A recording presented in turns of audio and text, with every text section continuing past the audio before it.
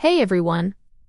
Welcome back to the channel. Today we are diving deep into a book that completely redefines what it means to be a true leader. Whether you are running a massive corporation, managing a small retail team, or leading a group of volunteers.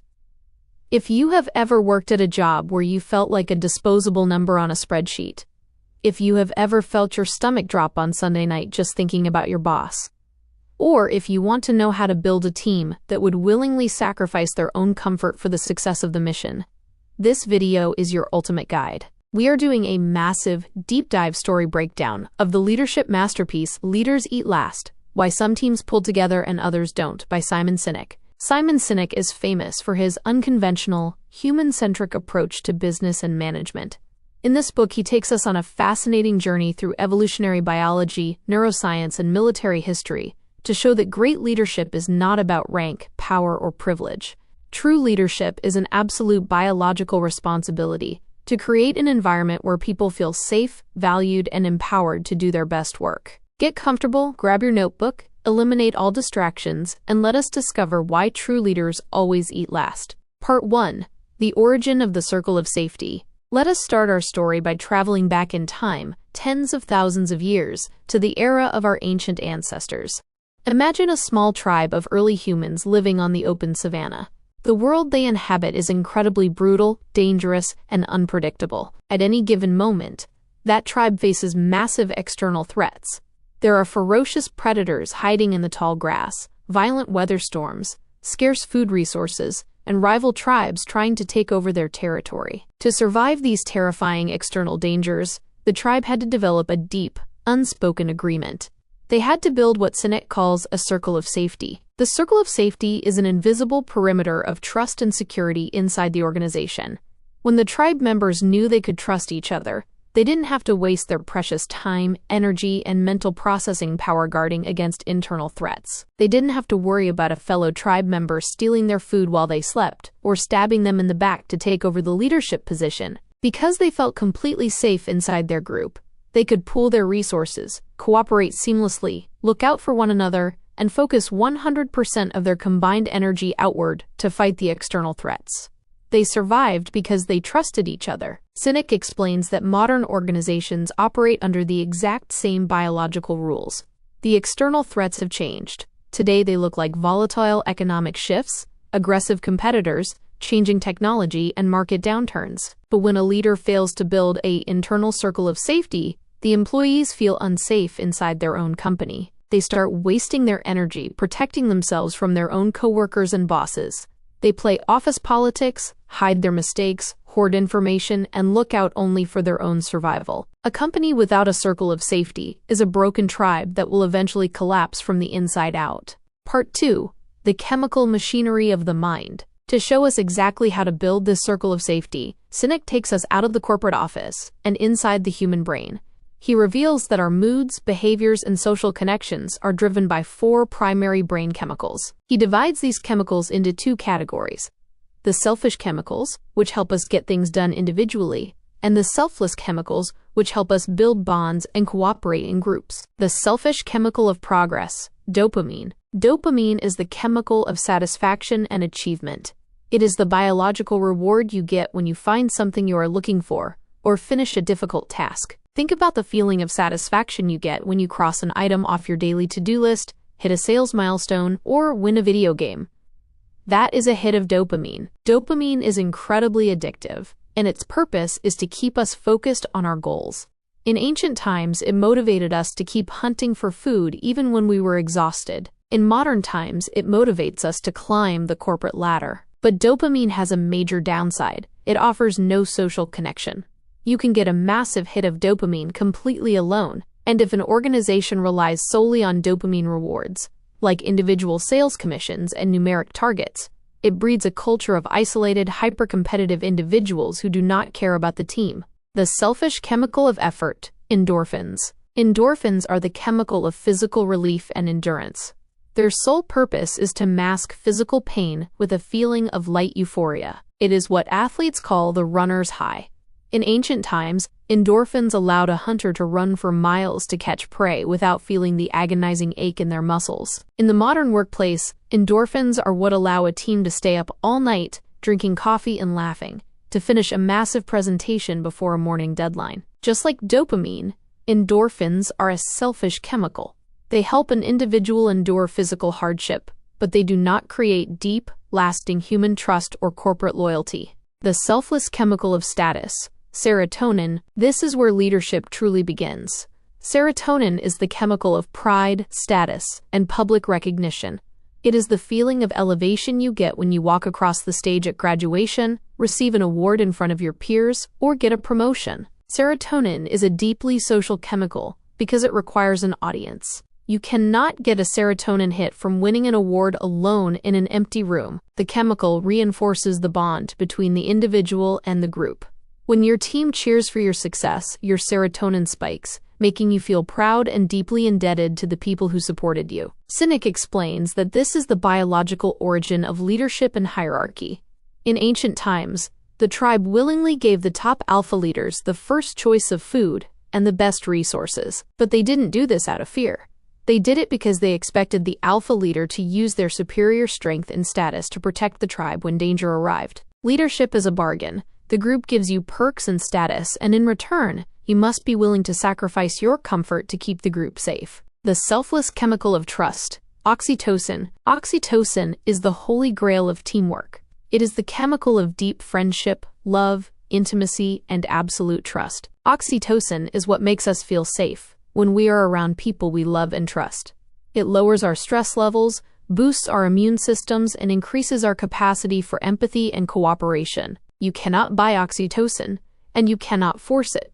It is released through acts of human generosity, shared sacrifice, and vulnerable human touch. When a boss takes the blame for a mistake their employee made, or when a coworker spends 2 hours of their own time helping you fix a broken spreadsheet, oxytocin floods the system. It builds an unbreakable bond of loyalty. Organizations that run on oxytocin are resilient, creative, and completely unified because the employees genuinely care about each other's well-being. Part 3. The Great Abundance and the Modern Malady. Now that we understand the chemical machinery of our minds, the book takes us into the mid-20th century to identify exactly when and why corporate culture went horribly wrong. Sinek calls this period the era of the Great Abundance. After the conclusion of the Second World War, the global economy experienced an unprecedented boom. Innovations soared, profits skyrocketed, and businesses grew larger than anyone had ever imagined. But alongside this massive financial wealth, a dangerous philosophical shift occurred in the 1980s, spearheaded by corporate strategies that prioritize short-term stockholder value above everything else. For the first time in human history, companies began using mass layoffs not as a desperate last resort measure to prevent total bankruptcy, but as a standard calculated tool to hit quarterly profit projections and boost stock prices. Sinek argues that this moment destroyed the circle of safety in the modern workplace. When an employee looks around their office and realizes that their company is willing to sacrifice their livelihood, their health care, and their family's security just to beat a quarterly financial estimate by half a penny, the biological alarm bells in their amygdala go off. The employees instantly realize they are not safe. They stop trusting their leaders, they stop trusting their peers, and they enter a permanent state of survival mode. The lack of an internal circle of safety creates a toxic, stressful corporate environment that actively makes people sick, kills innovation, and destroys long-term business performance. You cannot demand loyalty from employees when your corporate structure treats them as disposable assets. Part 4. Leadership is an absolute biological duty. Sinek shares a powerful, real-world story to illustrate what true leadership looks like when it honors our biological conditioning. He introduces us to a manufacturing company in the American Midwest called Barry Wehmiller, led by a visionary CEO named Bob Chapman. During the economic crash of 2008, Barry Wehmiller was hit incredibly hard.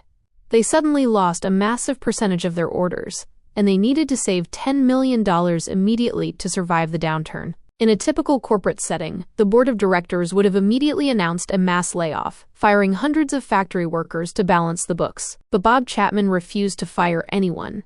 He looked at his employees not as numbers on a ledger, but as members of his family. He stated, "It is better that we should all suffer a little then any of us should have to suffer a lot. Chapman implemented a mandatory 4-week unpaid furlough program for every single person in the company, from the factory floor workers all the way up to the executive suite. Crucially, he allowed his employees to trade weeks with each other. Workers who were financially secure took extra weeks of unpaid leave so that their younger, financially vulnerable colleagues wouldn't lose their income. The result was mind-blowing. The employees felt so incredibly safe, valued, and protected by their leader that morale skyrocketed instead of dropping. They took absolute ownership of the company's survival. They came up with creative cost-saving ideas, worked harder than ever before, and saved the company so much money that Barry Wehmiller easily beat their $10 million savings goal without a single person losing their job. When leaders choose to put the safety of their people above the numbers, the people will naturally protect the numbers. Part 5. The dangers of corporate abstraction. Why is it so easy for modern corporate executives to make cruel decisions that destroy human lives? Sinek explains that this behavior is driven by a psychological phenomenon known as abstraction. When a company is small, the leader knows every employee by name.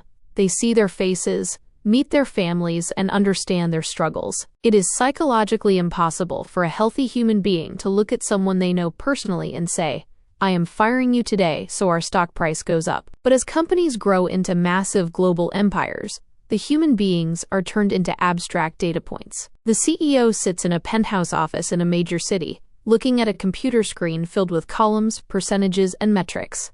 They do not see the factory worker's face. They just see a line item that reads headcount reduction. Sinek points to famous psychological experiments, like the Milgram experiment, which proved that human beings are willing to inflict massive pain on others if they are separated by a wall and cannot see the immediate physical consequences of their actions. Abstraction blinds our empathy. It allows leaders to make deeply unethical, destructive choices while telling themselves they are just doing business. To be a great leader, you must ruthlessly fight against abstraction. You must leave your executive suite, get down into the trenches, look your people in the eyes, and remember that behind every single number on your spreadsheet sits a living, breathing human soul. Part 6. The military philosophy of shared sacrifice. To understand the absolute apex of the circle of safety, Sinek takes us inside the United States Marine Corps.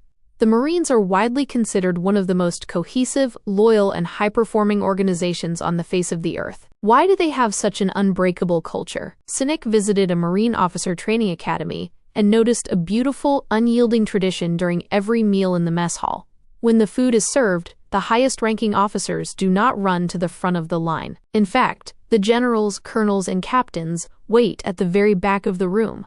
They stand aside and watch as the lowest-ranking privates and recruits fill their plates first. Only when every single junior Marine has been fed do the officers step up to take whatever food is left over. No one orders them to do this. It is a core piece of their cultural identity. This is the physical manifestation of the book's title, Leaders Eat Last. The Marines understand that real authority is not earned through dominance or privilege. It is earned through absolute, unconditional service to the group. When a junior Marine sees their superior officer willingly standing at the back of the food line, or sleeping on the cold ground so their troops can have the shelter, their brain floods with oxytocin and serotonin. They realize that their leader cares about their survival more than their own comfort. Because they know their leader has their back, they are willing to march into battle, execute complex orders, and lay down their lives for the success of the mission. In the civilian corporate world, we expect our employees to give up their lives, time, and health for the company, while the leaders eat first, taking massive bonuses while laying off the staff. It is a biological violation that completely destroys trust. Part 7. Breaking the influence of toxins. Sinek warns that if leaders do not actively protect their circle of safety, the organization will become infected by specific cultural toxins that breed internal anxiety and operational rot. The two most dangerous toxins are the addiction to short-term dopamine and the rise of destructive stress. When an organization is driven completely by transactional metrics, it creates a toxic dopamine loop. Managers demand instant results, salespeople slice prices just to close a deal before the end of the month, and executives cut corners to make the quarterly report look beautiful. This short-term focus creates a hyper-reactive culture, where long-term strategic growth, deep customer relationships, and employee development are completely abandoned. At the same time, when employees live in fear of losing their jobs or being humiliated by a manager, their bodies are flooded with cortisol. Cortisol is the stress hormone designed for emergency situations. It shuts down non-essential biological processes like your immune system and your creative prefrontal cortex to prepare your body to run away from danger. When your workforce is stuck in a permanent state of high cortisol, they become physically sick, exhausted, and deeply defensive. They lose their ability to innovate, cooperate, or problem solve. A toxic culture is literally a biological poison that weakens the entire intellectual capability of your organization. A leader's primary job is to clear out these toxins and create an environment of calm, focused trust. Part 8. The Roadmap to Becoming a True Alpha Leader. How do you step up and become a leader who eats last? Sinek outlines a clear, practical roadmap to help you rewrite the culture of your team or organization. First, practice radical empathy. Stop looking at your team members as tools to help you hit your targets. When an employee's productivity drops, a weak leader yells at them or threatens their job security. A great leader sits down with them and says, "Hey, I noticed your numbers are down this month, and that isn't like you. Is everything okay? Are you facing some challenges at home or at work that I can help you with?" Second, delegate absolute authority down to the ground level. True leadership is not about maintaining control. It is about giving up control. Sinek shares the story of an elite nuclear submarine captain who turned his ship from the worst-performing crew to the highest-rated crew in Navy history simply by refusing to give orders. He told his crew, "Instead of waiting for me to tell you what to do, I want you to point out the problems and tell me what you intend to do." By empowering his people to make decisions, he forced them to take absolute ownership of the ship's safety, creating an elite team of autonomous leaders. Third, celebrate your people publicly. Use the power of serotonin to build corporate pride. When someone does an exceptional job, do not just send them a boring, private email. Call a team meeting, highlight their specific effort, and let their peers cheer for their success. By lifting others up, you cement your status as a leader who deserves to be followed. The ultimate takeaway: let us bring our entire journey home to your career and your life right now. Look around your current organization. Look at the people you manage, the peers you collaborate with, and the leaders you report to. Stop waiting for the corporate structure or the CEO at the top of the company to fix the culture. Leadership is not a rank, and it is not an executive title. Leadership is a choice that you can make at this exact moment. You can choose to be the leader you wish you had.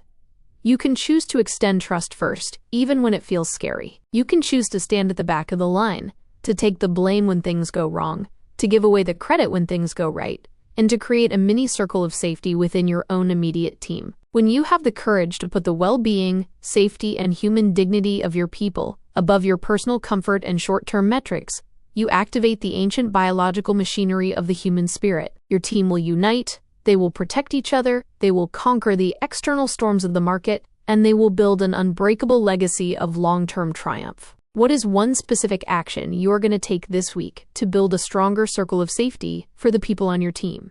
Let me know your leadership goals in the comments down below. If this deep dive summary broke through the corporate noise and handed you a human blueprint for true authority, show your immense support by hitting that like button, subscribe to the channel so you never miss another transformative book breakdown, and share this video with a manager or colleague who needs a reminder that their people matter most. Protect your tribe, extend your empathy, eat last, and I will see you in the next video.